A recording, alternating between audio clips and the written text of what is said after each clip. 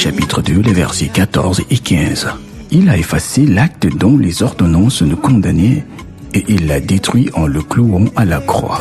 Il a dépouillé les dominations et les autorités et les a livrées publiquement en spectacle en triomphant d'elles par la croix. En Jean chapitre 2, le verset 14. Je vous ai écrit, Père, parce que vous avez connu celui qui est dès le commencement. Je vous ai écrit, jeunes gens, parce que vous êtes forts et que la parole de Dieu demeure en vous et que vous avez vaincu le malin. Bonjour, bonjour. Nouveau jour, nouvelle grâce et nouvelle opportunité d'écouter Tétélestai, notre méditation quotidienne avec le pasteur Paris Tala. Il avait tout prévu dans le but que je sois. Bien-aimés, ce matin encore, Dieu nous accorde la force, Dieu nous accorde la grâce, Dieu nous accorde la vie. Et c'est toujours notre méditation Tétélestai, c'est toujours un grand plaisir pour moi de méditer avec vous les matins comme ça. Alors, nous avions conclu hier en voyant comment est-ce que la religion voit les démons, Satan et tout ça. Je ne pouvais pas tout dire sur comment est-ce que la religion voit Satan, mais bref, nous avons vu comment la religion exalte Satan, ses œuvres. Dans la religion, on passe le temps à étudier les démons, les satans, les sorciers, les vampires. Bref, si tu enlèves Satan, les démons, les vampires, les sorciers, les malédictions, dans le carnaval même des religieux, ils n'auront plus de quoi prier, ils n'auront plus de sujets de prier, ils n'auront plus de sujets de retraite, ils n'auront plus de sujets de combat spirituel. Alors bien aimé, en lisant le livre de Colossiens et de 1 Jean ce matin, nous pouvons comprendre que quoi? L'évangile nous présente Satan, je ne sais pas comment tu vas l'appeler, le diable, les démons, les sorciers, les vampires, comme étant déjà vaincus. Je vous écris ces choses, Père, parce que vous avez connu celui et que la parole de Dieu demeure en vous et que vous avez vaincu le malin. Colossiens nous dit, bien aimé, qu'il a dépouillé Satan. Il a dépouillé les dominations. Jésus-Christ, en criant sur la croix Tétélestai, Jean 19, le verset 30, c'est parce qu'il avait vaincu, il a dépouillé les dominations, les autorités et les a livrées publiquement en spectacle en triomphant dessus la croix. La mort de Jésus-Christ sur la croix était, bien aimé, la défaite totale, irréversible qu'il a infligé au diable, à Satan et tout son royaume. Donc, bien aimé, l'évangile nous présente le diable, Satan, les démons, les sorciers, les vampires, bref, le royaume des ténèbres comme étant déjà vaincu. Ce n'est pas que nous les vaincrons. Bien aimé, il n'y a pas un combat spirituel, il n'y a pas un combat entre les chrétiens et les démons, les vampires et les sorciers.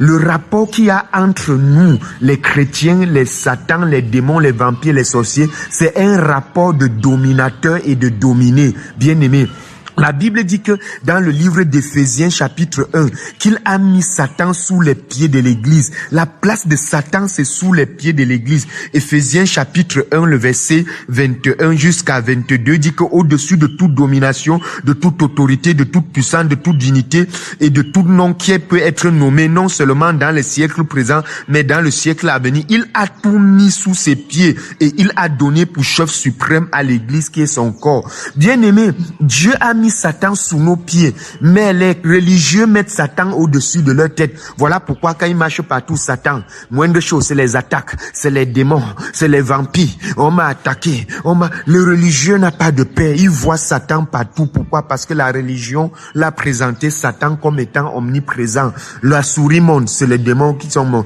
Le cancre, c'est les démons, c'est les attaques. Oh, le chien, j'ai rêvé.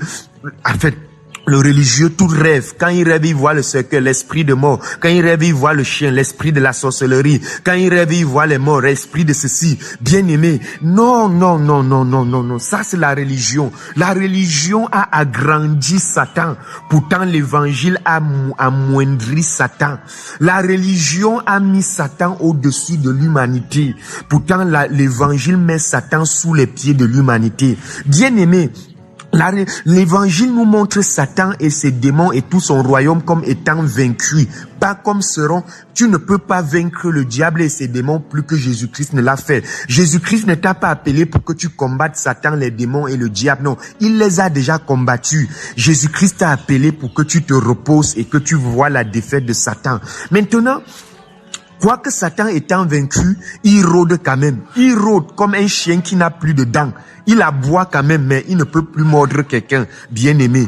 Le diable a été déjà vaincu. C'est un chien qui aboie et qui a été attaché à un poteau. Il ne peut pas aller plus loin que la corde ne puisse le permettre d'aller.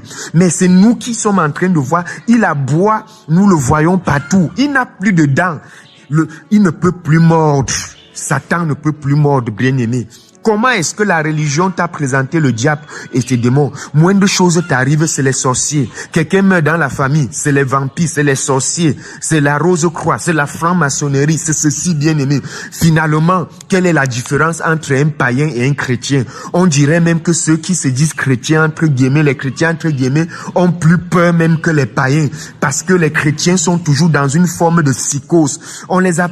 La religion les a présenté un faux évangile dans lequel ils ont peur de tout, peur de l'hibou, peur du cancrera, peur des rêves où ils voient le cercueil, où ils voient le chien, où ils voient les morts. Bien aimés, ils ont peur de toutes choses. Pourquoi? Parce que l'évangile, là, ils ont rencontré l'évangile et l'évangile les a présenté Satan, le diable et les démons comme des personnes qui sont tellement en train de le guetter à tout coin de rue pour finir une fois avec lui. Et s'il n'est pas sous ses gardes, où il jeûne, où il prie beaucoup, on va finir avec lui. Je voudrais déjà te dire ce matin, bien-aimé, que le diable, Satan, les démons, les vampires, les sorciers ne peuvent pas tuer un chrétien, ne peuvent pas toucher la vie d'un chrétien. Donc quand tu entends un chrétien dire déjà qu'il a été attaqué par les démons et les sorciers, tu peux comprendre qu'il est dans le démon. Il n'est pas un chrétien. Il a rencontré la religion et non l'évangile, bien-aimé. Le Satan, les démons, les vampires, les sorciers, tout ce que tu peux nommer comme le royaume des ténèbres ne peuvent pas posséder un chrétien et ne peuvent pas toucher un chrétien, bien-aimé. La Bible nous dit dans le livre de Colossiens chapitre 1, le verset 12 à 13. Tu peux lire à la maison. Rendez grâce au Père qui vous a rendu capable d'avoir part à l'héritage des saints dans la lumière. Il nous a délivrés de la puissance des ténèbres et nous a transportés dans le royaume de son Fils bien-aimé, en qui nous avons la rédemption et le pardon des péchés. Donc, bien-aimé, un chrétien est dans le royaume de lumière. Un chrétien n'est plus dans le royaume des ténèbres, bien-aimé. De toute la Bible, vous n'allez jamais voir où on a chassé les démons dans la vie d'un chrétien, où on a délivré un chrétien des démons, où les chrétiens se sont réunis pour prier contre le vampirisme et la sorcellerie dans leur vie. Pourquoi, bien-aimé? Parce que nous sommes dans la lumière. Et la Bible dit qu'il nous a délivrés, pas qu'il nous délivrera. Un chrétien est déjà délivré. Un chrétien ne cherche plus la délivrance. Donc si tu vois un chrétien qui est en train de chercher la délivrance, il est en train de rencontrer les pasteurs, les hommes de Dieu, les prophètes pour qu'on le délivre des démons, du vampirisme, de la malédiction, des liens, ça veut dire que tu n'as pas rencontré, ce n'est pas un chrétien, ou ce chrétien a un problème de définition, parce que chrétien, sauvé veut dire être délivré. Délivré de quoi? Du péché, de la sorcellerie, du vampirisme, de Satan, de tous ces démons. Bien-aimé, tu as été délivré, tu ne seras pas délivré. Ah, si tu veux, tu continues à chercher la délivrance, tu vas même chercher jusqu'à ta mort. Tu verras que tu ne trouveras jamais cette délivrance. Le fait que on a prié, tu as été guéri. Le fait qu'on a prié, les choses ont marché dans ta vie ne veut pas dire qu'on t'a délivré des démons. Les démons ne peuvent pas posséder un chrétien. Les démons ne peuvent pas bloquer un chrétien. Les démons ne peuvent pas lier un chrétien. Bien-aimé, les démons ne peuvent pas posséder le chrétien. Donc, bien-aimé, ce que je voudrais te dire ce matin, c'est que l'évangile présente les démons, les sorciers, les vampires comme étant déjà vaincus. L'évangile présente le royaume des ténèbres comme étant déjà dominé. Donc, nous qui sommes sauvés et qui sommes dans le royaume de lumière, nous n'avons plus à combattre les satans et ses démons parce que ils ont été déjà vaincus. Tout ce que nous avons, c'est être conscients. Ce que on doit nous enseigner et que nous soyons conscients de la délivrance, de la domination que Christ nous a déjà donnée. Bien-aimé, le vrai problème que tu as besoin, c'est qu'on doit renouveler ta pensée. On doit renouveler ton intelligence au travers des enseignements de la parole, afin que ce que tu croyais, que tu puisses abandonner ces croyances. Ton vrai problème, c'est ta pensée. Ton vrai démon, ton vrai lien, ta vraie possession, c'est ta pensée. C'est les fausses informations que la religion t'a données concernant Satan, Dieu, et que tu crois fermement. Souviens-toi, si tu crois qu'il y a un démon sur la chaise sur laquelle tu es assis, à un moment même, Satan va secouer bien cette chaise pour que tu continues à croire à ce démon. J'honore le Christ en toi. Tu es saint, tu es juste, tu es parfait. Bon week-end à tout le monde. Nous allons continuer lundi prochain, la semaine prochaine.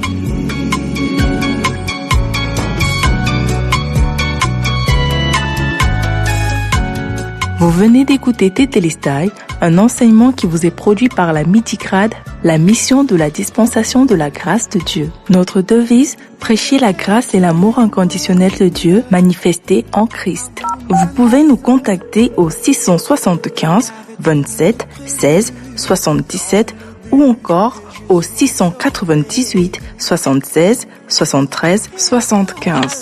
Vous pouvez aussi nous suivre en vous abonnant à nos différentes plateformes telles que Facebook Midigrade, YouTube Midigrade, Twitter Midigrade Mission et Instagram Midigrade Mission. Tétélestai, tout est accompli.